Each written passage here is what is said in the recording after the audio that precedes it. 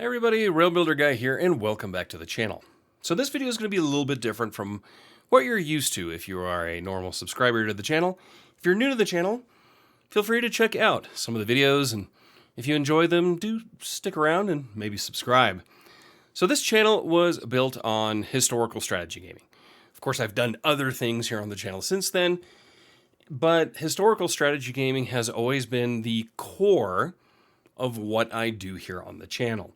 This video is kind of in response to something that I saw this last summer. This last summer, I saw a video put out by a channel that focuses mainly on Warhammer 40k miniature painting, and they were doing an excursion into historical tabletop wargaming and asked the question, or posed the, not even question, but the statement of the big problem with historical wargaming. And that being, they were focusing on World War II, talking about bolt action, a skirmish level World War II game, or small squadron, a game that I personally don't really care for, but plenty of people do. And they were saying, well, somebody has to play the bad guy. Of course, here, the insinuation being Germany or Japan. Now, that is true. If you're going to play World War II, odds are you're going to play one of those sides. But what they were insinuating was this is problematic on many, many levels, almost as if you play them, you are endorsing them. Why would you? What's wrong with you to play the bad guys? And does that in any way mean you are supporting their horrendous ideology in the case of Germany during World War II? Now, of course, this is all nonsense.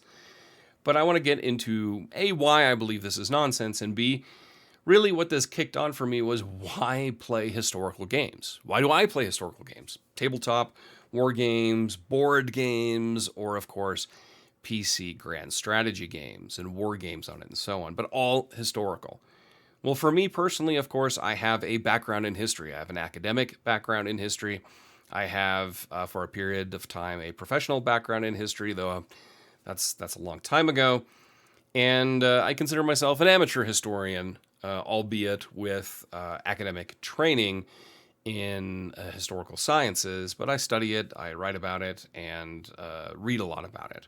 So, of course, there's that personal interest in history that really, I think, underscores or underlines why most, if not all of us, play historical games, historical strategy games in particular. But there are more things behind it. So one, for me, and I'm going to speak about why I play historical games, and these are a few major points for me. One, to play out scenarios. So if you're given a certain situation, say the Battle of Gettysburg, and playing that scenario out, and understanding it and seeing if you can replicate what actually happened, and if you can somehow then recreate it. Or, this is of course the other really fun part, and if you watch my Angevin series with Crusader Kings 3 that's currently ongoing here on the channel, alt history. And there's a lot of alt history in these games, and that's a huge, huge facet too. Play it out differently. What would happen if? The what ifs in history that we get to play out in these games, and that is a huge draw. Then of course, there is historical immersion in a time period, in a kingdom, in a geographic region, in a culture. That is another huge aspect behind historical gaming and why one would do it. Then there's also learning about specific people. Why would you play in a World War II scenario, a horrendous conflict? Well, you want to learn more about the people involved, the policies involved. On a war game level, the armaments, the generals, the strategies, the tactics, because you have an interest in the subject matter. That doesn't mean you endorse one side's ideology, but just you are interested in the period and the other facets behind it. That is part of history. That's part of being interested in history. That's part of being an historian, professional or amateur. It's a deep-seated interest in a subject matter and understanding more about it in every facet of it. There are, of course, military historians, which was a lot of my background in the early modern period. But of course, there are social historians. There are historians that focus on food and agriculture and infrastructure and architecture, philosophy, sociology, and politics, and so on. And so all of these different interests can be played out in an historical game, be it in a pure war game or in a, say, culture and society simulator like, say, Victoria, where you can play with different aspects of politics and social engagement.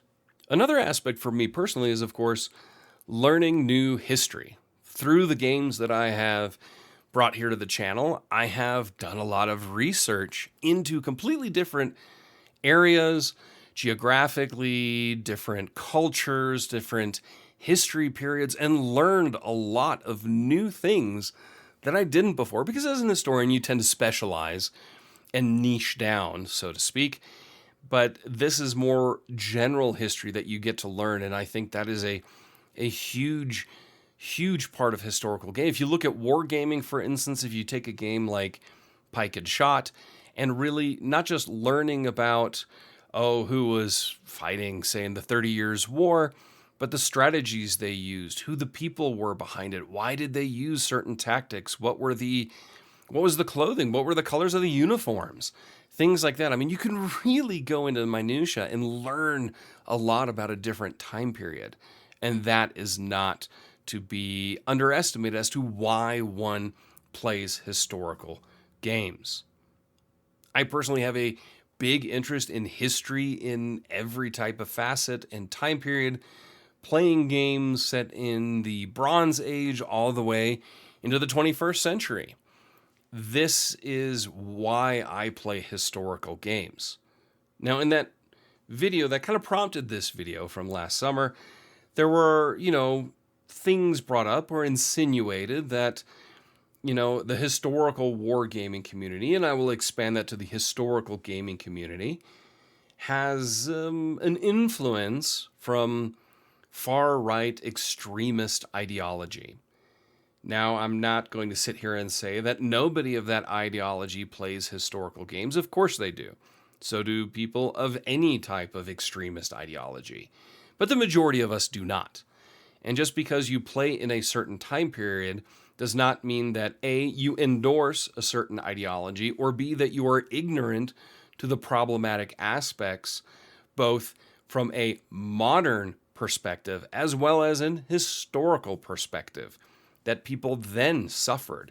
For me, the 30 Years' War is a major area of study for me academically in the past and still of interest today, also because I come from Münster, and that is where the Westphalian Peace was signed, as well as in Osnabrück. And that was a horrendous conflict. I would say one of the worst in human history because of the scale of devastation combined with climate change and disease and everything that kind of culminated in that time period.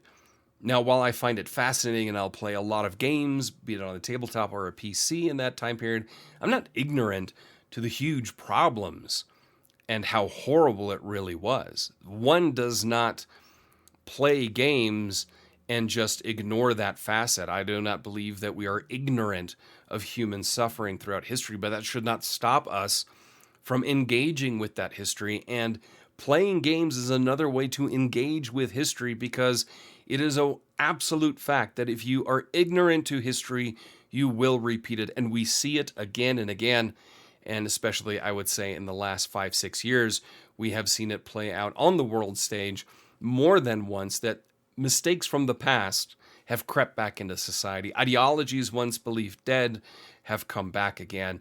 And I believe that there's no great moral reason to play historical games, but it's another way for people to engage with history, which is something that I preach about, that you should always engage with history in different aspects and time periods, whether they are the Roman Republican period, or the age of Charlemagne, or the Viking Age, or 19th century colonial politics. All of these things matter, and playing them in a game, A, does not mean you are ignorant to the issues or that you endorse certain behaviors, but it means you are engaging with it, and maybe you start thinking about it more, and maybe you also study it a little bit more. So there are great reasons to play historical games in any form, be it a tabletop war game, a tabletop board game, or on a console or a PC, grand strategy or individual battles or anything like that. The reasons behind it, why I think not only am I interested in doing it and why I do it, but why I think there's a good reason to do it. It's vastly entertaining too. It's a lot of fun, but you are also engaging with history in a very direct manner rather than just reading about it, but the one can prompt the other. So I know this was a little bit of an odd video, one where maybe I came across a little preachy, a little lectury, but it's something I've been thinking about since the summer, and since it would never leave my mind, I thought it would be time to actually make this video and put it out there. Now, I would really be interested in knowing, why do you play historical games, or why do you not? But more importantly, why do you play historical games? Is it because you're interested in the history, which I think for most of us is the initial catalyst? But why do you play it? What type of games do you play? I'd be really, really interested about that. As always, please hit the like button if you enjoyed this video. And if you're new to the channel, which many of you I'm sure are, maybe check out some of the other videos here on the channel.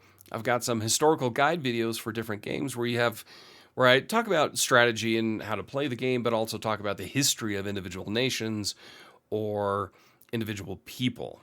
So it's a little bit of history there as well. And then maybe if you like it, you can subscribe. So if you enjoyed it, as always, I will talk to you soon. This is Realm Builder Guy, and take care.